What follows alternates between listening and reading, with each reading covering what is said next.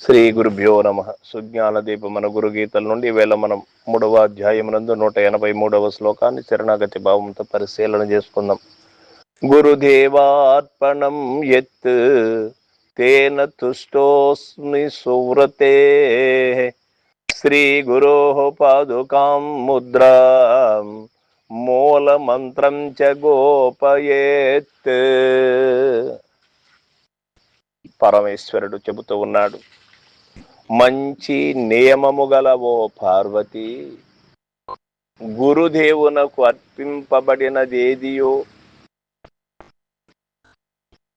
దాని చేత నేను సంతోషము పొందిన వాడనగుతున్నాను.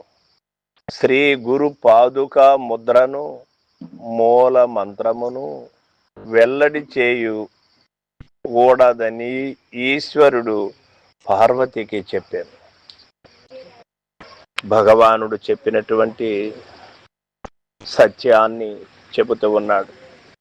పార్వతీ మాతని నియమములు కలిగిన వాళ్ళు ఉండవచ్చు, మంచి నియమములు కలిగిన వాళ్ళు అరుదుగా ఉంటారు. గుణవంతులు ఉంటారు, సద్గుణములు ఉన్న వాళ్ళు అరుదుగా ఉంటారు.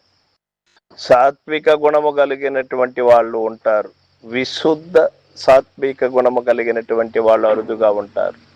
ఈ అన్ని కోవలలో అన్ని మార్గములలో శ్రేష్ఠురాలైనటువంటి పార్వతీ మాత యావత్ మానవాళి కోసం ఈ యొక్క ప్రశ్న శ్రీ మహాదేవుణ్ణి అడిగి 1 మందికి అందించారు ఈ గురు గీతలను.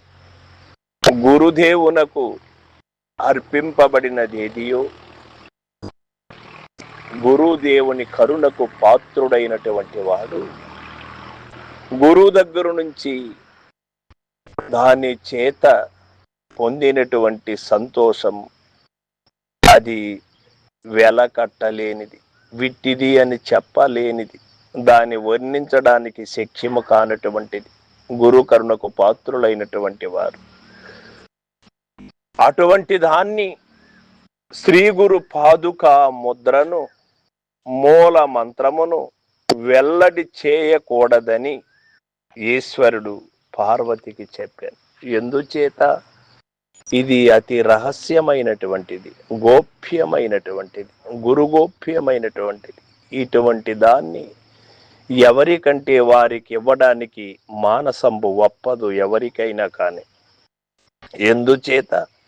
అర్హులైన వారికి ఆతృతతో ఇవ్వాలి అని ఉంటుంది.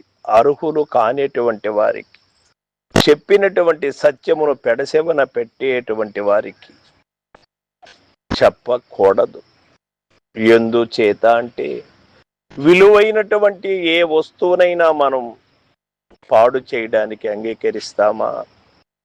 చెదిలిమైపోయేవటివి, ఎందుకు పనికిరానటువంటివి కొన్ని బంగారాభరణాలు ఇట్లాంటివి చెనికవైనటువంటివే మనం ఎవరికంటే వారికి ఇవ్వకుండా పారవేయకుండా జాగ్రత్తగా ఉంచుకుంటామే. మరి జనన మరణ భ్రాంతిని తొలగించేటువంటి శక్తి కలిగినటువంటిది, అజ్ఞాంధకారాన్ని తొలగించగలిగే శక్తి ఉన్నటువంటి దాన్ని గురుమూర్తి ఇస్తే, ఆ గురుమూర్తి ద్వారా పొందినటువంటి దాన్ని ఎవరికంటే వారికి ఇవ్వడానికి మానసం ఒప్పదు. ఇది సత్యం. సర్వం సద్గురుపాదార్పణమస్తు. జై గురు.